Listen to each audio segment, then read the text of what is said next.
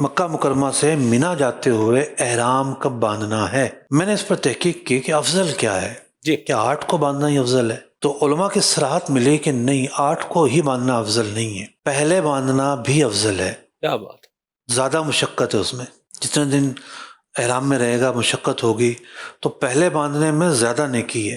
واہ، تو اگر آپ 7 کو باندھ رہے ہیں تب بھی آپ نے کوئی ایسا نہیں کہ غلط کام کیا ہے، اس کو بھی علماء نے افضل لکھا ہے کہ مشقت اس میں زیادہ، وقت آپ کو زیادہ ملا۔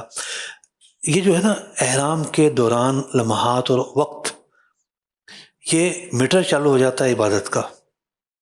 آپ حالت احرام میں ترک دنیا کی ہوئی ہے، اللہ کے لیے لباس کو ترک کیا ہوا ہے، سر پہ کوئی چیز نہیں لے رہے، سلا ہوا لباس نہیں پہن رہے، خوشبو استعمال نہیں کر رہے، تو خواتین کے لیے جو پابندیاں ہیں خوشبو ان کے لیے بھی منع ہے۔